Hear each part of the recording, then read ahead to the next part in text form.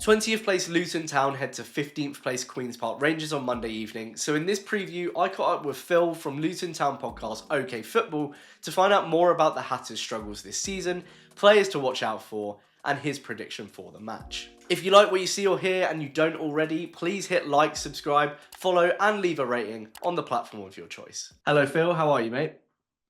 Yeah, I'm okay, Connor. Thanks for having me on. I say I'm okay. I'm a little bit, a little bit jaded after yesterday. I think is probably a good term to use. It's tiring losing all the while, but other than that, in myself, I'm doing all right, mate. I'm doing all right. Good, good. I'm glad to hear. Obviously, we're here today to chat about QPR versus Luton Town on Monday evening. It's been a tough return to the Championship for Luton. 7 wins, 4 draws, and 13 losses so far. Currently 3 points above the relegation zone after 3 straight losses. So, talk me through the season to date. What's gone wrong? I think ultimately, if you go from start to finish, it's been one of those situations where we've had to transition to, I would argue, the toughest league in the world, in terms of just the sheer competitiveness of it. And I think that there's been an element of naivety. I think there's been a little bit of mis-selling as well. I think that we were being told by the management and by the board that we'll be looking to go straight back up and that we'll be challenging. And the reality of it is that we've been shocked, I think, by just how much of a reliance we had on certain individuals that were keeping us sort of competitive last year. The likes of your Ross Barkleys, your Sambi Lakongas, those people, the people that are sort of in the engine room of the team and making things tick along. And we just haven't acclimatized. We've not even played well. This is the difficult thing. We've got 7 wins and 4 draws, as you said, those wins, I would argue, with the exception, and I'm not just trying to be sly about this, but with the exception of the game against Watford, we've not played well either. The wins that we've had, they've largely been at home and they've been scraped. They've been battles. You know, we've not played people off the park, and we're just failing to make it hard for other teams so that we scrape a draw. You know, if a few of those losses, even 4 or 5 of them were draws, then we're in a situation where we're with yourselves. You know, we're at the top end of the bottom half, but we're not looking over our shoulders so much. But you've got the likes of Pompey, you've got the likes of Oxford that are sort of turning their form, and it's worrying for us because you don't want to double drop. You know, it's been a really tough season to just reacclimatize as a club, but also as fans to what the expectation is. I think most fans would accept that we're a championship level club, and want to get back there, but also acclimatize back and stabilize, knowing that there's other stuff going on in the background with the new ground, etc. But also that can't be used as an excuse. We need to be competitive on the pitch, and that's what's been really tough so far this year. I think a lot of neutrals would probably be surprised that Rob Edwards is still in a job. I suspect Mm. the new 4-year contract that he was given in the summer is a big part of that. Are you Edwards in or out, and do you think he's going to last the season? I think I'm Rob Edwards out personally. I think it's getting too much now because, like I said a minute ago, it's not like we're being competitive and playing well in certain matches. People that watched the game yesterday would argue that it was better, but it was better in the context of being absolutely dreadful away from home in particular. So I think I'm very much in the Rob Edwards out camp. I think, unfortunately, though, what you just said is absolutely spot on. He's been tied into a contract, and the reality of the situation is that he's not going anywhere. He said it in his post match interview yesterday, that above all else he wants to carry on, but he's also saying about feeding his family. And whilst as a sort of working class guy, I can understand that. That's not what you want to hear as a fan. You don't want to hear that he's sticking around because he wants a payday, you know. And ultimately, it sort of feels like the tide has turned a little bit with regards to Rob Edwards, and whereas before it was this nice guy that really conducted himself brilliantly, and he did throughout the vast majority of his time at Luton. He's conducted himself absolutely superbly, but there are little snide comments that are sort of making things a bit sour at the minute. he made a comment last couple of weeks about there being 10,000 managers in the stands, and you can take that in what way you want to. You can take that in a way that, generally speaking, fans do think that they're better than the manager. You know, it's one of those things where we all think that we know best, but it just felt like it was tinted with a bit of sourness, and then yesterday saying that he's got his family to pay for. But I think that the board, in a weird way, have stitched themselves up, because I think that Rob Edwards' value was quite high, stocks were quite high, despite the relegation from the Premier League. They've gone all in on him, and I think that now they're starting to regret it potentially. But I still think he'll be there. I still think that they've signed players early in the window. We've signed one on the 31st of December, and we've had one player that we signed on a pre-contract in the summer, and he's finished his season with his other club, and he's coming in, and they're expecting to be working with Rob Edwards, you know. So I think that it's a difficult situation. I think he ultimately will carry on, but when you stop looking at it through rose-tinted glasses, like the Luton board are, I think he should be gone. When you look at our form, we've had a whole year of dreadful results. Are you expecting Luton to be busy for the rest of the January transfer window? You mentioned 2 signings already. I want them to be.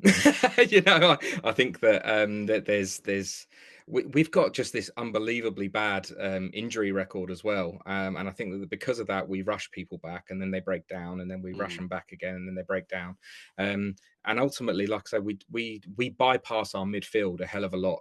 I think if you look at some of the graphs around how teams play, we are not a progressive ball carrying team. We tend to and some would say that that's because we're playing to our strengths. When you look at the fact that we've got Adebayo and Morris up front that are big lads, but it does become a bit wearing when you're seeing the centre backs lump it long, and you're sort of preying on the knockdowns being accurate, or scoring from set pieces. We don't really play progressive football between the lines, you know. So I would like to see us add to our midfield and actually be able to mix it up a little bit.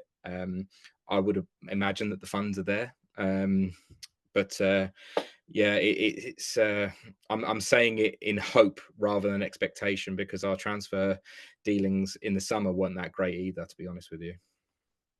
So who can cause Rangers problems on Monday night, and where can QPR get at Luton? I think having watched QPR, like I said to you off air, that I watched them play against Watford yesterday, and I thought that you were very, very good. I thought that the way that you played football and you kept the ball, and that, despite difficult conditions, was very, very good. And the teams that have done very, very well against us have realised that we are there for the taking. And I think that that's something that I would say that QPR need to look at, because when I've spoken to various different people from various different podcasts, they're all wary because we were in the Premier League last year, and we have certain players which sort of have drawn the media's attention. So people pick out Adebayo a lot and say that they'd like to have him, and that Morris is a brilliant Championship striker. But the problem is you have to give him the service. And we had Jordan Clark go off yesterday injured after about only 10 minutes, and he's one of few that will carry the ball, play little sort of tricks around the corners, you know, rather than going long. The other person that's typically dangerous purely because of his pace is Chong. And he had a chance yesterday where he hit the crossbar. But he's also being played as like a left wing back type player at the minute, where we seem to be stuck with this 5 at the back, which includes 2 wing backs, but Chong isn't Alfie Doughty, you know. And it's and there was times yesterday where we were fluid, and it dropped into a 4, and Chong was able to sort of get forward.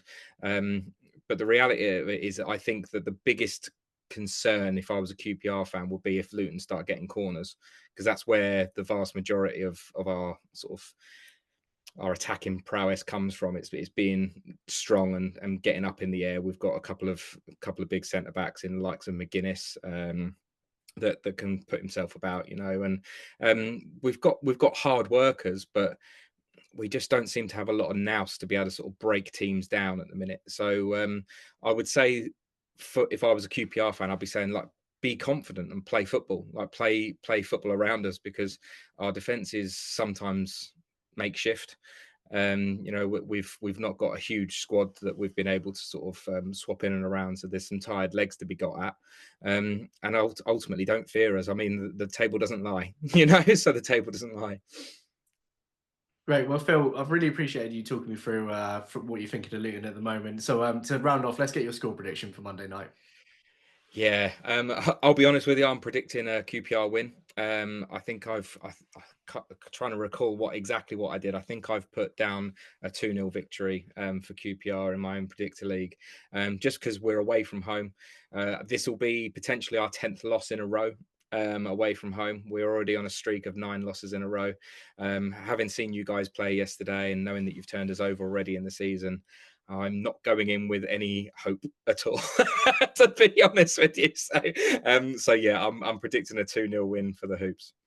Okay, Phill. Well, yeah, thank you so much for your time and all the best for the rest of the season. Cheers, mate. Thank you.